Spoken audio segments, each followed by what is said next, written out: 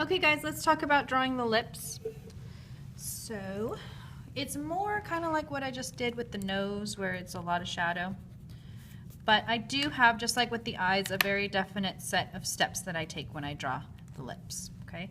So first thing we'll do is we'll connect our lips to our nose with this little area here. See these little bumps? I think that's called the Mound of Venus. So nice little name. But it's just shadow again, so I'm just gonna use my blending stick to do this. Following along here, see that it's darker on this side and then darker on this side, and blend into the skin tone. Okay, so it stays really soft looking. Now, I have a lot of weird sketch marks in here, so I'm going to clean all that up.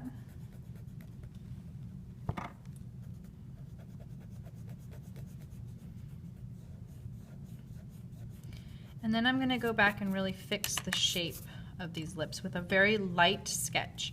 Again, you can measure by going straight up to see where the corners of the eye, the corners of the lips meet the eye.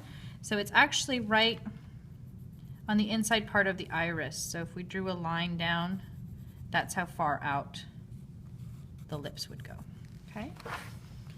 So just sketching here. It looks like her lower lip is a little bit bigger than her top lip, but she has very pointy top lips, are rounded here.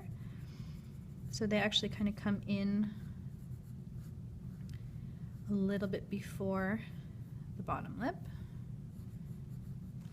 Okay. Then the shape of this lip. We're still sketching. And then the bottom lip. Okay.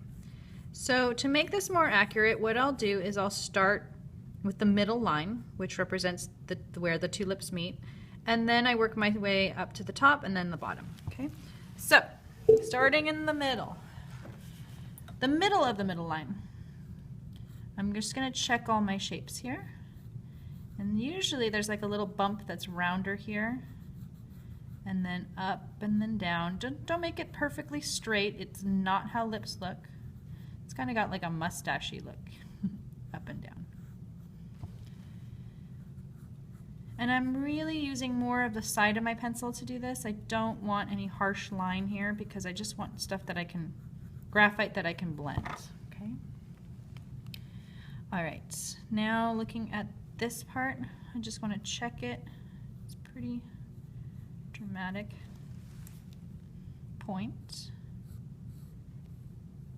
Round and tucked into this part right there.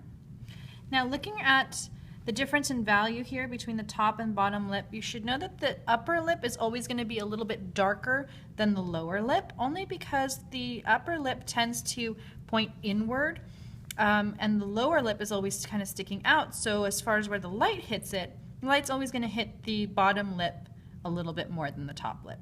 So the top lip will always be a little bit darker. So using the side of my pencil, I'm just going to fill in a little bit of value here, or graphite, which I will fix with my blending stick later. So just putting down something that I can blend, okay? Now going down to the bottom, middle of the bottom lip, and working my way up.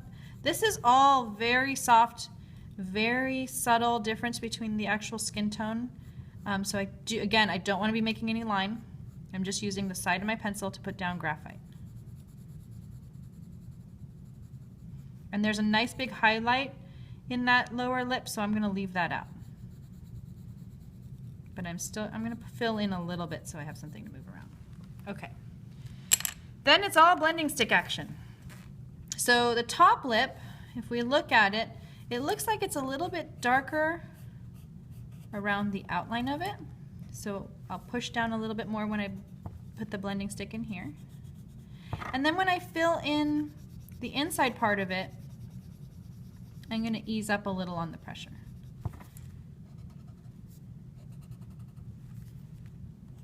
So it's going to look a little bit outlined, but it's still very much blended. Okay. And then when it meets the middle line, there's a little bit more shadow, so I'll push down harder there too. And if I lose that different value level here, I'm gonna just fill it in a little bit more because we really want that to stand out a little bit more than it is right now. Okay, then bottom lip, I'm gonna fill it in with value according to what I see. So softer here, I mean a little bit darker here, kind of a medium tone on top.